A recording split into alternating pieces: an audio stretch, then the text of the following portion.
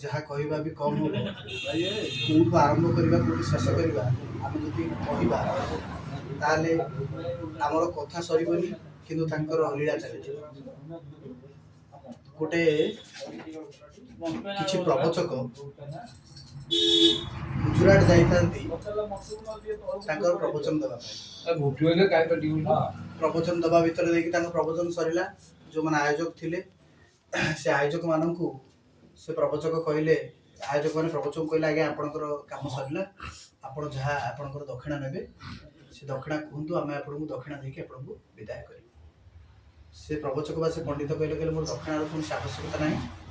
आप गोटे कम करूँ आम दिज अच्छु आमको लेकिन द्वारिका टिके बुलेकी लेकिन आसुचे से यथेष्ट बहुत बढ़िया कथा जड़े लोक था कहले बाबा ताकू नहीं जीवु बस रे बसैक नहीं द्वारिका प्रभु को दर्शन करके तो से पिलाटी नहीं गला नहीं जीवा भर देखिए बस रे जीवाई गला बेलू बस रे अनेक भिड़ सी कहला आप दिजन से बस भितर पढ़ाई जातु मु बस उपर पलाऊँ आपन को पैसा देली आप बस रे टिकेट काटिदेवे जब मो पाक कंडक्टर आसे मुझे काटी तेमती से दिज जो पंडित साधु दिज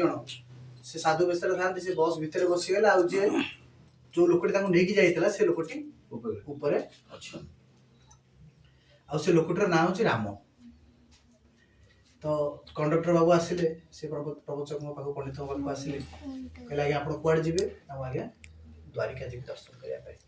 टिकेट कहीं आज्ञा आम कौन कर टिकेट आम पाखे ना भाई पाखे रही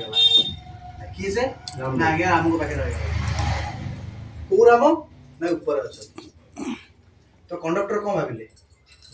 जेहेतु ये प्रवचक पंडित व्यक्ति गेरुआ पिंधि तेणु सी ऊपर जो राम अच्छा भरोसा बोधे कहते ना अच्छा अच्छा हाँ ठीक अच्छे आप बसंत दर्शन करूँ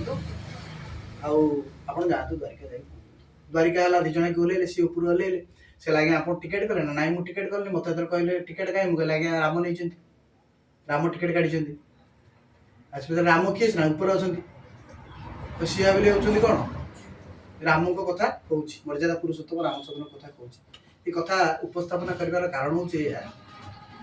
जदि खाली राम को ना